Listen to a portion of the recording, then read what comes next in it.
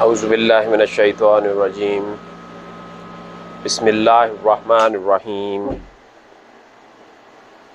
یا ایہا الذین آمنوا اتقوا اللہ حق تقاتہ ولا تموتن الا وانتم مسلمون واعتصموا بحبل اللہ جميعا ولا تفرقوا واذکروا نعمت اللہ علیکم اذ کنتم اعداء فألف بین قلوبکم فاصبحتم بنعمتہ اخوانا وکنتم علی شفا حفرۃ من النار فانقذکم منها کذالک یبین اللہ لکم آیاتہ لعلکم تہتدون وَلْتَكُن مِّنكُمْ أُمَّةٌ يَدْعُونَ إِلَى الْخَيْرِ وَيَأْمُرُونَ بِالْمَعْرُوفِ وَيَنْهَوْنَ عَنِ الْمُنكَرِ وَأُولَٰئِكَ هُمُ الْمُفْلِحُونَ۔ صدق اللہ العظیم۔ عزیز دوستو، ترجمہ سماعت فرمائیے۔ اے لوگو جو ایمان لائے ہو، اللہ سے ڈرو جیسا کہ اس سے ڈرنے کا حق ہے۔ تم کو موت نہ آئے مگر اس حال میں کہ تم مسلم ہو۔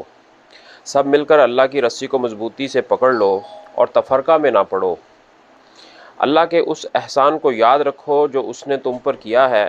تم ایک دوسرے کے دشمن تھے، اس نے تمہارے دل جوڑ دیے اور اس کے فضل سے تم آپس میں بھائی بھائی بن گئے۔ تم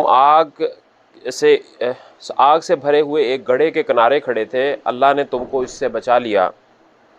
اسی طرح اللہ اپنی نشانیاں تمہارے سامنے روشن کرتا ہے، شاید کہ تم اس سے اپنی فلاح کا رستہ پالو۔ تم میں کچھ لوگ ایسے ضرور رہنے چاہیے جو نیکی کی طرف بلائیں، بھلائی کا حکم دیں اور برائیوں سے روکتے رہیں۔ جو لوگ یہ کام کریں گے وہی فلاح پائیں گے۔ رب اشرح لی صدری ویسر لی امری واحلل عقدۃ من لسانی یفقہوا قولی۔ اللہم ارنا الحق حقا وارزقنا اتباعہ وارنا الباطل باطلا وارزقنا اجتنابہ۔ عزیز دوستو، آپ نے سورہ آل عمران کی 102، 103 اور 104 تین آیات کا ترجمہ اور تلاوت سماعت فرمائی۔ ان تین آیات میں بہت ہی عظیم لاہ عمل موجود ہے، جس کے اوپر ہماری زندگی اس دنیا سے لے کر آخرت تک استوار کرنے کا جو ہے پلان موجود ہے۔ اور تین آیات میں تین ہی نکات اللہ تعالیٰ نے ہمارے سامنے رکھے ہیں، جو کہ تعمیر کے مواد سے لے کر تعمیر کرنے تک اور اس کے مقصد، اس کے پرپز تک کی جو رہنمائی کرتا ہے۔ تین نکات ہیں۔ مثال ہم یہاں ایک عمارت کی لے کے چلیں گے تھوڑا بات کو آسان کرنے کے لیے، اور ان آیات کا اطلاق عمارت کے بجائے امت پر ہو رہا ہے کہ عمارت کی تعمیر میں ہمیں کیا مواد چاہیے، امت کی تعمیر میں ہمیں کیا مواد چاہیے، پھر عمارت کی تعمیر کے لیے کنسٹرکشن پلان کیا ہونا چاہیے۔ تو امت کو آپس میں اس مواد کو جوڑ کے وہ امت کی عمارت کس طرح سے کھڑی ہونی ہے۔ اور پھر جب ہم ایک عظیم الشان عمارت اس دنیاوی نقطہ نظر سے بنا لیتے ہیں، اس سے پھر ہمیں حاصل کیا ہوتا ہے، وہ اپنا پرپز کیسے سرو کرتی ہے، وہ مقصد کیسے پورا کر رہی ہوتی ہے۔ تو امت جب بن جائے گی تو پھر اس کے ذمے کیا لگتا ہے، پھر بنا کے اس امت کو ہم نے کرنا کیا ہے، اللہ تعالیٰ اس سے چاہتے کیا ہے۔ یہ تین نکات ہمارے سامنے ہیں۔ تو سب سے پہلی آیت جو ہے وہ انسان کی اپنی شخصیت سے متعلق ہے۔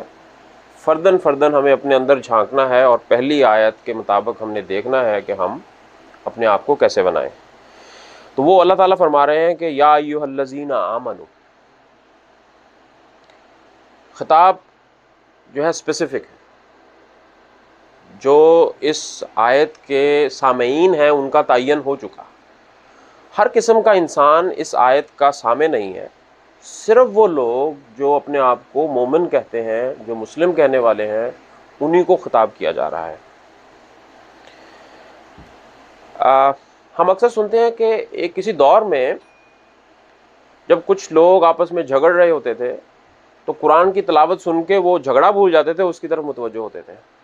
تو میں چاہوں گا کہ تھوڑا سا اس کو بھی ہم اس کی لغت پہ بھی غور کریں کہ وہ کیسے اٹریکٹ کرتی ہے، کیسے جذب کر لیتی ہے سامعین کو اپنے اندر قرآن کی تلاوت، تو اس کا پہلا جو ہے وہ اشارہ ہمیں مل رہا ہے کہ جب کوئی بات کہی جائے کہ یا ایھا الذین آمنو، اے ایمان والو، تو ایک چلتے مجمع میں جب یہ آواز لگے گی تو لوگ ایک دفعہ سے ٹھٹر کر دیکھیں گے کہ کیا آواز آ رہی ہے۔ مثلا ابھی ہم مسجد میں سے نماز پڑھ کے آئے ہیں، اگر وہاں اعلان ہو جائے کہ فلاں فلاں مسجد میں جو لوگ ابھی ابھی نماز پڑھ کے گئے ہیں آگے توقف ہو، تو ایک دم سے جو وہاں نماز پڑھ کے آئیں گے ایک دم اٹریکٹ ہو جائیں گے، ان کا کام میں کسی میں دل نہیں لگے گا کہ کیا ہو گیا۔ اچھا میں اس مسجد میں ابھی نماز نہیں پڑھ کے آیا، لیکن میرے میں بھی تجسس آ جائے گا کہ اچھا دیکھیں تو بھی کیا اتنی اہم بات آ رہی ہے، ان کو کہا جا رہا ہے جو ابھی وہاں سے آئے ہیں، میں تو دوسری مسجد سے آیا ہوں، تجسس مجھ میں بھی آ جائے گا کیونکہ مجھے خطاب نہیں بھی کیا جا رہا ہے۔ تو یہ ہے قرآن کا جو ہے وہ انداز بیان جو لوگوں کو اس طرح سے جذب کر لیتا ہے کہ وہ پھر کسی کام اور میں دل لگانا بھی چاہیں تو اس پیغام کو سنے بغیر وہ ادھر لگ نہیں سکتے۔ یا ایھا الذین آمنوا، اے وہ لوگوں جو ایمان لائے، کیا کرنا ہے؟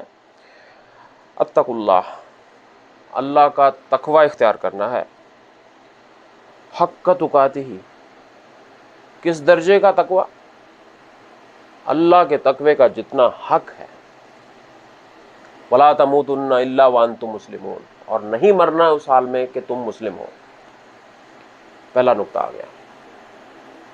اب یہاں پر ایک چیز کی وضاحت ضروری ہے کہ تقوی کیا چیز ہے۔ بہت عام فہم بات ہے، ہمیں بڑے اچھے طریقے سے معلوم ہے، لیکن یہاں پر ہم جلدی سے اس کو تھوڑا سا اس کی تشریح لے لیں گے کہ تقوی سے مراد یہ ہے کہ اللہ کی ناراضگی کا ڈر، دو پیرللز میں، دو ڈائریکشنز میں۔ یہ جو قرآن ہے اس میں بہت سارے احکامات ہیں جو کرنے کے ہیں، اور بہت سارے احکامات ہیں جن سے بچنا لازم آتا ہے اس قرآن کے ماننے والوں پر۔ تو وہ احکام کہیں اس میں کوتاہی نہ ہو جائے جو کرنا تھا اور اللہ تعالیٰ کی ناراضگی ملے، اور کوئی ایسی چیز سرزد نہ ہو جائے جو نہیں کرنے کی تھی اور بدلے میں اللہ کی ناراضگی ملے۔ یہ دو لائنوں میں ہم تقوی کو لے کے چلیں گے کہ عظیم تقوی وہ تقوی اللہ کی ناراضگی کا ڈر اتنے درجے کا کہ جس کا حق ہے اللہ کا حق ادا کرنا ہے۔ اب دیکھیں ہم لوگ ہیں دنیا میں لگے ہوئے، اور کمزوری بھی ہوتی ہے، اور بشری تقاضے بھی ہوتے ہیں، بھول چوک بھی ہوتی ہے، تو اللہ کے تقوی کا ڈر اتنا کہ جس کا اس کا حق ہو، وہ ہمیں عکس ملتا ہے صحابہ کی زندگی میں کہ وہ احکامات کو کیسے لیتے تھے، اس سے ہمیں سبق سیکھنے کی ضرورت ہے۔ قرآن میں سورہ بقرہ میں ہے کہ روزہ رکھو تب تک کہ جب تک سیاہ دھاگا اور سفید دھاگا آپس میں نمایاں نہ ہو جائے۔ تو جب یہ احکام انہوں نے سنا، صحابہ کرام کا دیکھیے کردار کہ وہ تکیے کے نیچے دو دھاگے رکھ کے سوتے تھے کہ سفید، اور رات کو نکال کے دیکھ رہے ہوتے تھے کہ آپس میں نظر آ رہے ہیں، فرق نہیں آ رہا۔ یہ تقویٰ چاہیے کہ کان میں آواز پڑی اور سر پٹ دوڑے اس ڈائریکشن میں، کیا، کیوں، کیسے، کب، کہاں، یہ سوال نہیں ذہن میں آتا۔ جب حکم مل گیا تو جب ہمارا دل ٹھکا ہوا ہے کہ یہ اللہ کا کلام ہے اور اس میں حکم مومنین کو دیا جا رہا ہے اور میں مومن ہوں، جب حکم آ گیا تو یہ والا پھر نظریہ چاہیے کہ وہ سوچ اپنی عقل کے گھوڑے نہیں دوڑا رہے، تکیے کے نیچے دھاگے رکھ لیے، بعد میں ان کو پتہ چلا کہ یہ نہیں تھا، اس کا مطلب یہ تھا۔ یہ جذبہ ہوگا تو پھر وہ تقویٰ حاصل ہوگا جو یہاں پر چاہیے۔ اچھا جی، اب مرنا تو صرف مسلمان ہی مرنا۔ اب مسلمان ہیں، شناختی کارڈ پہ لکھا ہوا ہے مسلم، تو پھر مسلم ہی مریں گے۔ اب اس میں کیا شک کی بات ہے؟ کوئی ہے شک کی بات؟ پاسپورٹ میں دین کے کھانے میں اسلام لکھ رکھا ہے، بس ٹھیک ہے، اور کیا ہے؟ لیکن یہاں پر ہمیں حدیث کی طرف اگر ہم رجوع کریں، بڑی طویل حدیث ہے، اس کا لب لباب یہ ہے کہ چور چوری نہیں کرتا جبکہ وہ مومن ہو،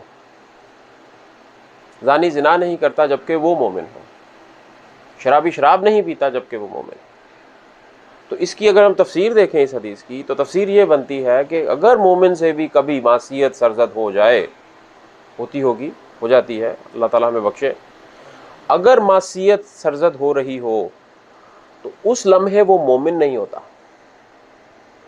ایمان معلق رہتا ہے، ہٹ جاتا ہے اس شخص سے جب وہ کسی بھی گناہ میں ملوث ہو جائے، اور کیا پتہ وہی لمحہ آخری لمحہ ہو۔ تو بات کا مطلب یہ نکلا کہ اگر اس آیت کے ہم متولی ہیں کہ ہم توقع رکھتے ہیں کہ ہمیں کہا جا رہا ہے، تو ایک ایک لمحے کی حفاظت ضروری ہے، ورنہ پھر آپ کا جو ہے دعویٰ وہ سچا نہیں ہے۔ ایک ایک لمحے کی حفاظت ضروری ہے۔ اور ہمارے ہاں اکثر یہ ہوتا ہے کہ ایماندار وہی ہوتا ہے جس کا ہاتھ نہیں پہنچ رہا ہوتا، وہ ایماندار ہوتا ہے۔ جس کے ہاتھ منصب آ جائے، جس کے ہاتھ سے فنڈز نکل رہے ہوں، جس کے دستخط چل رہے ہوں، اس کا پھر وہ کہتا ہے یار اب کیا کریں، اب کوٹھی نہیں بنتی ایمانداری سے، تو پھر تھوڑا بہت وہ پھر اپنے لیے تو جہاد نکل آتی ہیں۔ تو ایماندار کون ہوگا آج کے معاشرے میں؟ جس کے ہاتھ میں کچھ نہیں آ رہا وہ ایمانداری رہے گا۔ تو یہ کردار کی جو ہے وہ کلی طور پر، مجموعی طور پر کہنا چاہ رہا ہوں۔ تو پہلا نقطہ ہمارا مکمل ہوا، پہلی آیت کی مختصر تشریح مکمل ہوئی۔ وہ کردار چاہیے فردن 1.4 بلین مسلمان ہیں اس وقت دنیا میں، 1400 ملین تقریباً، 1400 ملین، ہر 5